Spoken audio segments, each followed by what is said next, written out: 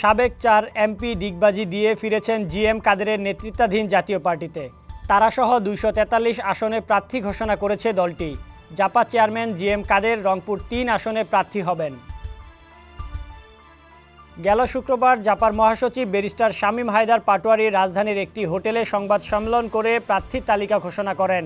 GM কাদেরের সঙ্গে নেতৃত্ব নিয়ে বিরোধে গত আগস্টে জাতীয় পার্টি নামে পৃথক দল গঠন করে ব্যারিস্টার আনিসুল ইসলাম মাহমুদ এবং এবিএম রুহুল আমিন হাওলাদার।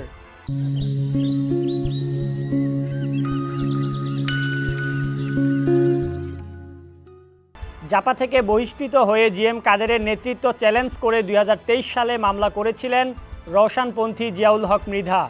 পরে রওশনকে ছেড়ে ব্যারিস্টার আনিসের সঙ্গে যোগ দেন তিনি।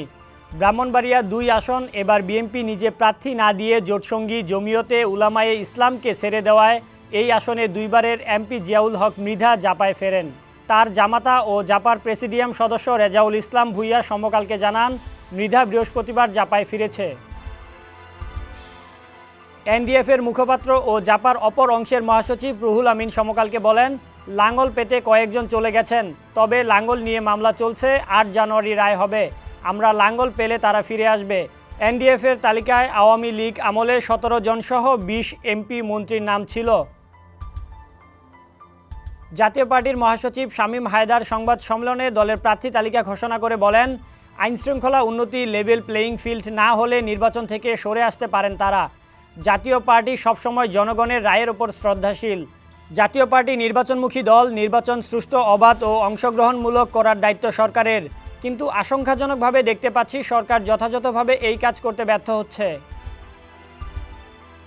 তবে শামীম হায়দার বলেন, সারা দেশের নেতাকর্মীরা উৎসবমুখর নির্বাচনের জন্য উন্মুখ।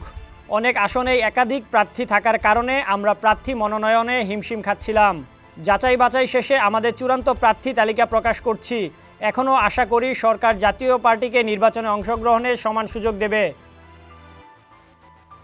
ডেস্ক রিপোর্ট, সমকাল।